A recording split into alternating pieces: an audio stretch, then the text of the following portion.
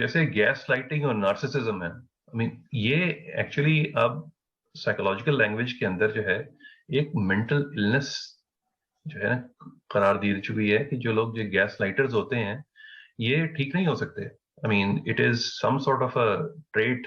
جو ان کے جینیٹک ہوتا ہے. ٹھیک ہے، آپ ان کی کاؤنسلنگ کر سکتے ہیں. اسی طرح نارسسسٹ جو ہیں، جو خود پسندی کی بیماری کے اندر بہت سے لوگ جو ہیں مبتلا ہوتے ہیں، آپ کچھ بھی کر لیجیے، آپ ان کو کسی بھی طرح سے جو ہے یہ نہیں کہہ سکتے کہ بھائی دوسرے کی بھی بات سن لو. تو یہ بیماریاں ہیں، یہ actually these are mental illnesses that need to be addressed, اور اس کے اوپر بڑا بڑا کام ہوتا ہے. مگر ہمارے ہاں جو ہے اس چیز کے اوپر ذکر نہیں ہوتا، بلکہ کئی دفعہ ان لوگوں کو انکریج کیا جاتا ہے اگر وہ بڑی پوزیشنز پہ ہیں کہ بھئی آپ تو بہت بڑی چیز ہیں، اور آپ اس کو پھر انکریج کر کے اپنے لیے پرابلمس کریٹ کر رہے ہوتے ہیں. یہ بات آپ کی صحیح ہے. اصل میں چونکہ لوگ ہمارے ہاں عام طور پر اپنی انٹرسٹ کو واچ کرتے ہیں اور پرابلم سولوشن ہمارے ایجنڈے میں نہیں ہوتا. عام طور پر اپنے اپنے جو مقاصد ہیں ان کو حاصل کریں. خاص طور پر ظاہر ہے کہ بہت بڑی پرابلم ہوگی کہ اگر کوئی نارسسسٹ آپ کا باس ہے، بہت بڑا عہدہ اس کو ملا ہوا ہے، اور ایسے ہوتے ہیں لوگ، ہم دیکھتے ہیں، لیکن کوئی اس کو ماننے کے لیے تیار نہیں ہوتا، بلکہ چاپلوسی ہوتی ہے اور اسی کے مرضی کے مطابق چیزیں ہوتی ہیں. تو اب یہ تو وہاں اس معاشرے میں یہ سب کچھ ممکن ہے نا، جہاں جو ہم پہلے دن سے کہہ رہے ہیں کہ جہاں ایک اچھی کمیونیکیشن کی فضا ہوگی، ایک دوسرے سے بات ہم سنیں گے، پرابلمس کو سمجھیں گے، آئیڈینٹیفائی کریں گے، سولوشنز کی طرف جائیں گے. ہمارے لیے اس کے سوا کوئی اور نجات کا، بہتری اور ترقی کا راستہ نہیں. اس میں جو ہے کچھ سٹیپس جو میں نے اس میں لکھے تھے کہ اگر آپ فرض کیجئے کہ اس سچویشنز میں آتے ہیں، اور بہت دفعہ میں نے کچھ ٹیک ٹاکس بھی سنی ہیں، کچھ بچے جو ہیں یہ نارسسسٹ اور گیس لائٹرز کے گھر میں پیدا ہوئے تھے. تو انہوں نے ایک خاتون کی انہوں نے اپنی کہانی بتائی تھی کہ ان کی کسی سے ملاقات ہوئی تو انہوں نے کہا کہ I had met you when you were a young girl and I thought کہ جو ہے کہ you are either going to commit suicide or murder someone. مگر I'm surprised کہ جو ہے کہ آپ ابھی تک زندہ ہیں. تو انہوں نے اپنی کہانی بتائی تھی کہ you have to remain defiant. جو ہے anger actually protects you. دوسرا انہوں نے کہا تھا کہ جو ہے نا ریکگنائز کہ جو نارسسسٹ اور یہ گیس لائٹرز ہیں یہ بدل کبھی نہیں سکتے. یہ اصل میں جو سٹیپس میں بتا رہا ہوں، this is sort of a message جو مجھے سمجھ میں آیا ہے ٹو دا پیپل جن کے ساتھ ہو سکتا ہے یہ گھر میں ہو رہا ہو،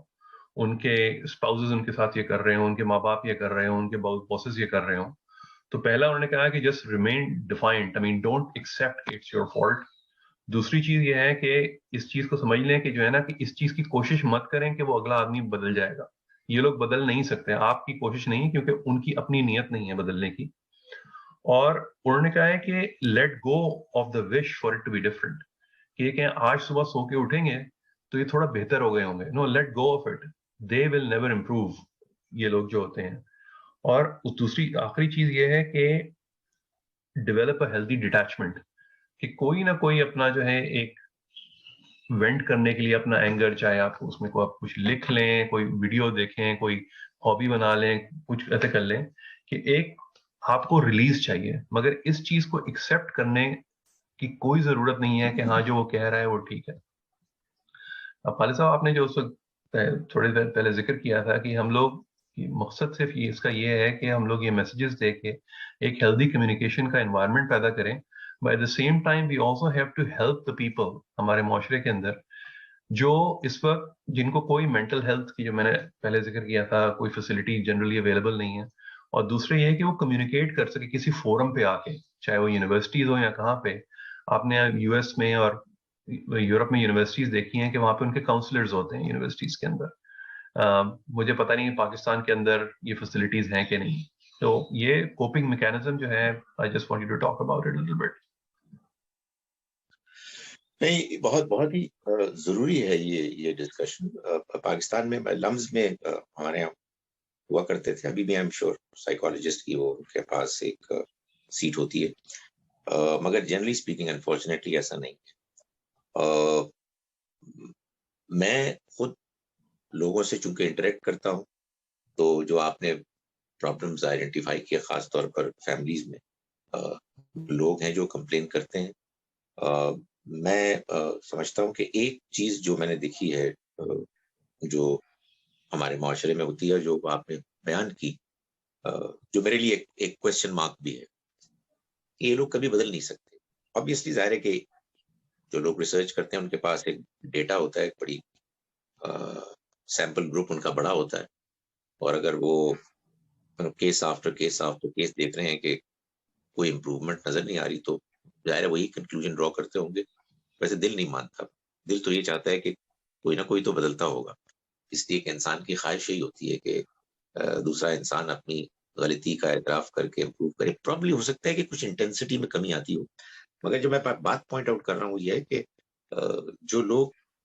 ایٹ دا ریسیونگ اینڈ ہوتے ہیں، فیملی ممبر کوئی ایک ہے جو اس طرح کا ایٹیچیوڈ اختیار کیے ہوئے ہیں، وہ بیچارے بڑے بے بس ہوتے ہیں اور وہ بہت اپنے طور پر کوششیں کرتے ہیں، مگر یہ جو جتنی باتیں آپ نے بتائی ہیں یہ بہت امپورٹنٹ باتیں ہیں۔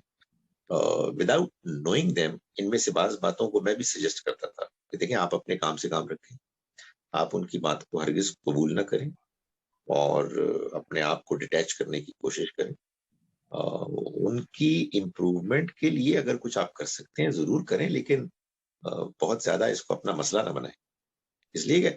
آدمی اس پریشانی میں گھل جاتا ہے کہ میں اس دوسرے انسان کو کیسے انسان بناؤں۔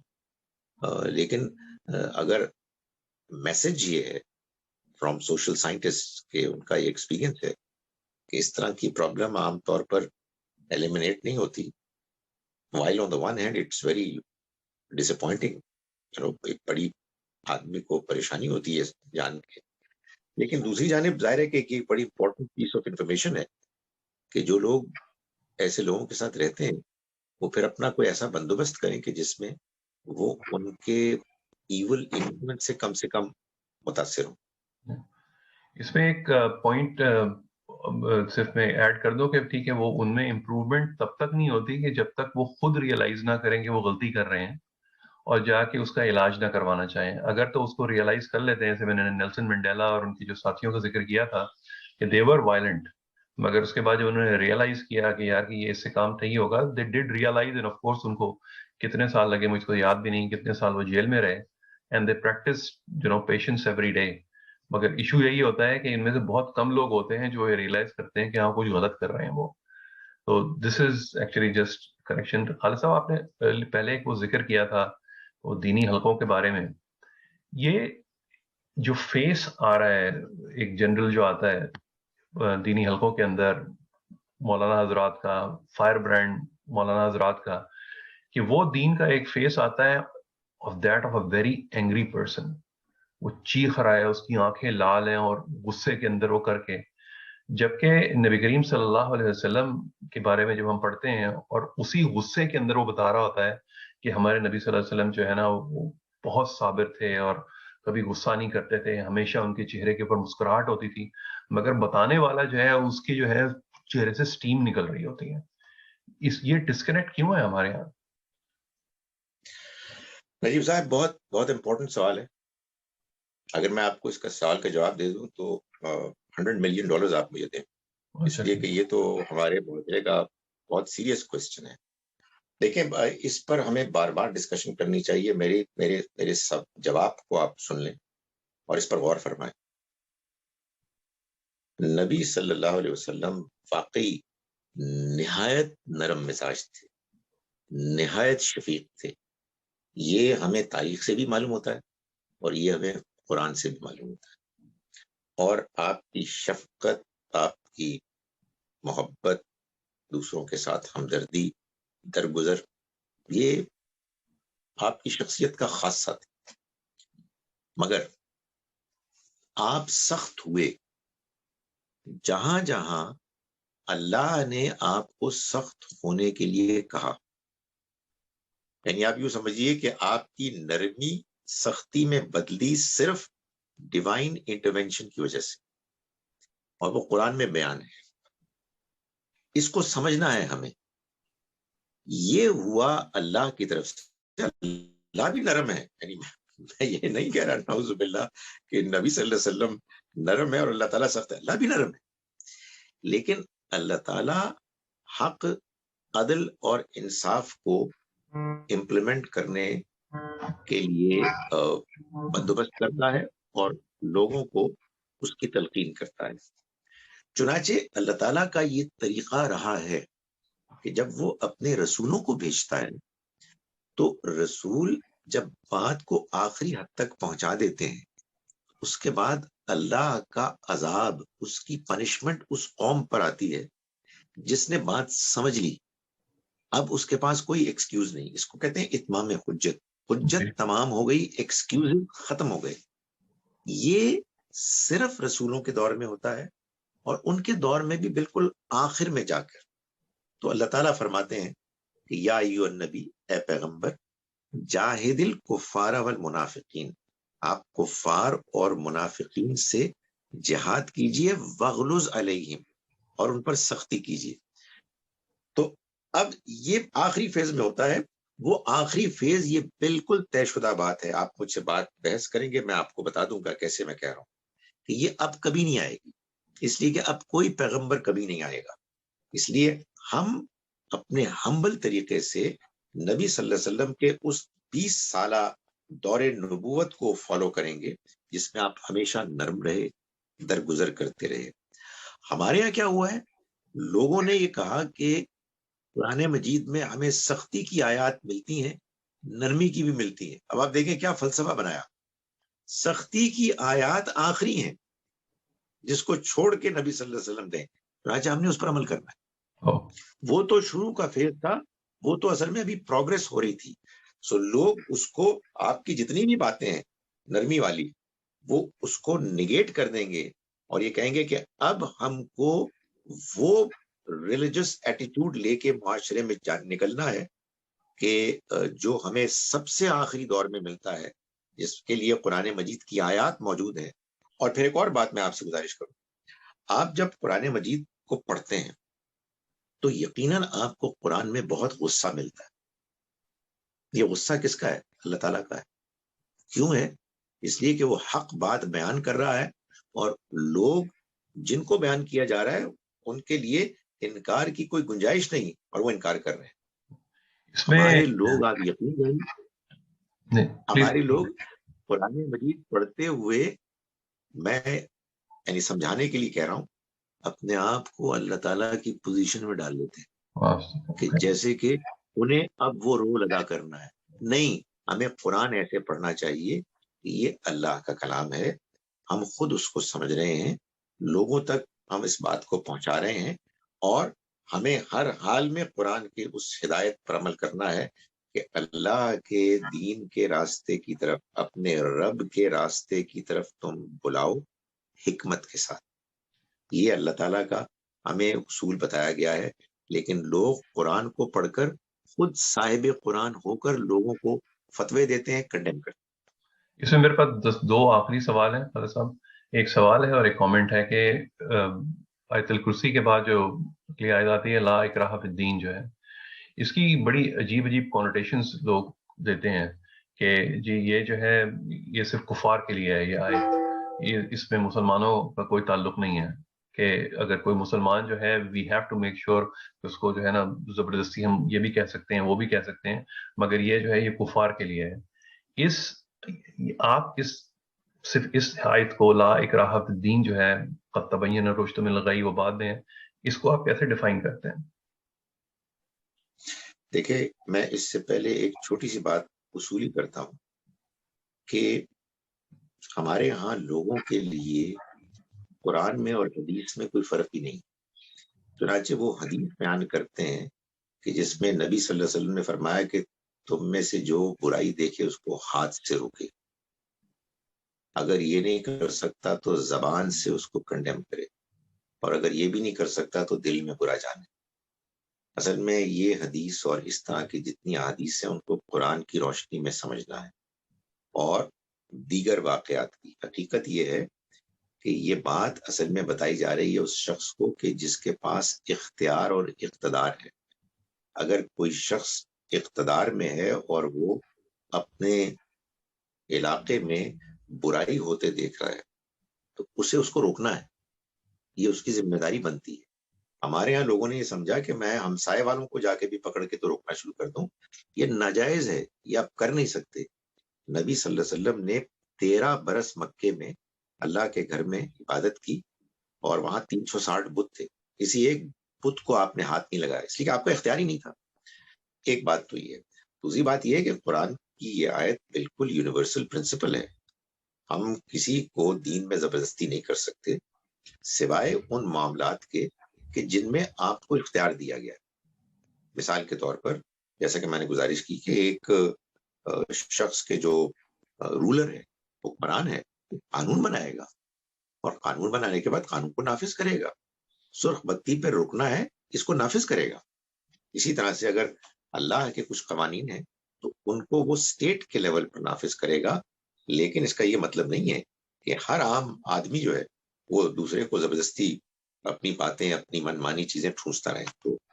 دین میں لوگوں کو آزادی ہے، وہ جیسے چاہے اس کو اختیار کریں، ہمیں اختلاف ہوگا، ہم اپنا اختلاف پیش کریں گے، لیکن ٹھوسا ٹھاسی نہیں ہو سکتی۔ حکمران اور وہ لوگ جن کے پاس اختیار اور اقتدار ہے وہ اپنے قوانین کے تحت اور اپنی جو امپلیمنٹ کرنے والی مشینری ہے اس کے تحت اس کو انفورس کریں گے، جیسے دنیا جہان میں ہوتا ہے۔ جی کوئی دنیا میں اعتراض نہیں کرتا کہ یہ ٹریفک لاز اتنی سختی سے کیوں انفورس ہوتے ہیں،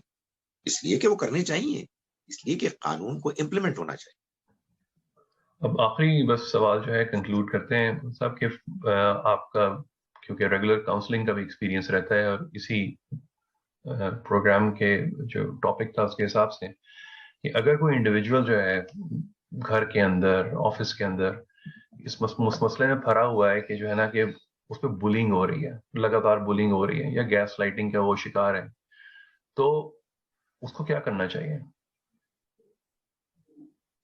دیکھیں ڈپینڈ کرتا ہے کس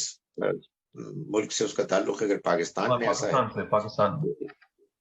تو اس کو اپنی یہ صورتحال دوسروں کے ساتھ شیئر کرنی چاہیے، دوسرے لوگوں کو وہ صاحب کے جو یا صاحبہ بلنگ کر رہی ہیں ان کو سمجھانا چاہیے، ان کو اس بات پر آمادہ کرنا چاہیے کہ وہ ایسا نہ کریں۔ یہ جو ریسیونگ اینڈ پر ہیں وہ بڑی اچھی بات آپ نے کی کہ اپنے آپ کو ڈیٹیچ کریں اور کم سے کم انٹریکشن سے اس کا موقع دیں، اور وہ کوشش کریں کہ اپنے آپ کو ایسی مصروفیات میں مشغول کریں کہ جس میں ان کا ذہن اس سے کٹا رہے اور ان کے لیے اس کا امکان کم سے کم ہو کہ وہ انسلٹ کیے جائیں اور ان کے ساتھ زیادتی ہو۔ سو میرا یہ خیال ہے کہ ہر شخص کا رائٹ ہے، میں سمجھتا ہوں ہر شخص کی ذمہ داری ہے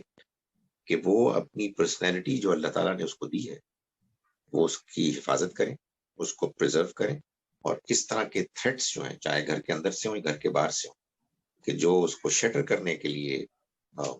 درپے ہیں، تھریٹن کر رہے ہیں، ان سے اپنے آپ کو محفوظ کریں۔